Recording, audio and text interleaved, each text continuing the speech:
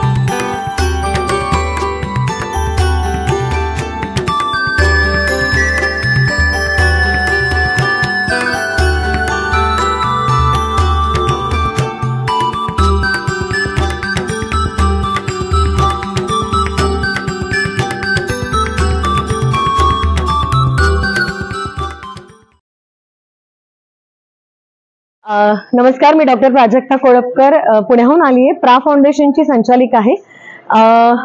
दिव्यांग मुलांसाठी काम करते आणि आज मंगळेश्वर मंदिराला मी भेट दिलेली आहे. त्याचं खरं कारण म्हणजे मी अंमळनेर रोटरी क्लबला थँक्यू म्हणते, कारण त्यांच्या कार्यक्रमाचे गेस्ट म्हणून आले आहे आणि त्यांनी मला हे जे मंदिर दाखवलं तर मला खूप आश्चर्य वाटलं होतं की अशा पद्धतीचं मंदिर असू शकतं का. तर मी गुगल सर्च केला तर मला लक्षात आलं की उज्जैनला पहिलं आणि हे दुसरं मंदिर आहे. सगळ्यात आवडलेली गोष्ट म्हणजे मी येता क्षणी असं म्हटलेलं आहे की अतिशय स्वच्छ आहे, म्हणजे मला जी स्वच्छता दिसते ती अतिशय सुंदर होती. आणि आज खूप चांगला योग आहे की आज माझ्या हातनं आरती झाली. खरं तर मंदिरात खूपशी न जाणारी मी, कारण माणसातच देव शोधते, पण इथे आल्यावर माणुसकीचा मला खूप मोठा असं छान उदाहरण सापडलं की रोटरीवाल्यांनी इथे बरेच उपक्रम राबवलेले. मी त्यांचं गार्डन बघितलं किंवा वेस्ट वॉटर मधनं, म्हणजे आता मी जे ऐकते इथे मोठा तलाव आहे. तर अशा बऱ्याच गोष्टी छोट्याशा अंमळनेरमध्ये झालेल्या आहे. आणि मला असं वाटतं की देव हा सगळ्यांना जोडत असतो, पण दुर्दैवानं देव कोणाला जोडतो हेच माणसांना कळत नाही. पण मला इथे गोष्ट छान कळली की या देवाच्या माध्यमातून ही सगळी लोक, म्हणजे रोटरीवर माझं विशेष प्रेम आहे कारण त्याच्यामध्ये सुजाण आणि सज्ञान लोक आहेत सगळ्यात महत्वाचं. आणि समाजासाठी काहीतरी करायचं असतं त्यांना कायम वाटत असतं. आणि मला असं वाटतं की देव किंवा देव ही संकल्पना सगळ्यांना जोडत असते आणि त्यांनी रोटरीच्या माध्यमातून आणि या मंगळेश्वराच्या माध्यमातून खूप छान काम केलेलं आहे. तर मला खूप आनंद झालाय. आणि इथे 2 झाडं माझ्या हातनं लागलेली आहेत, म्हणजे वृक्षारोपण.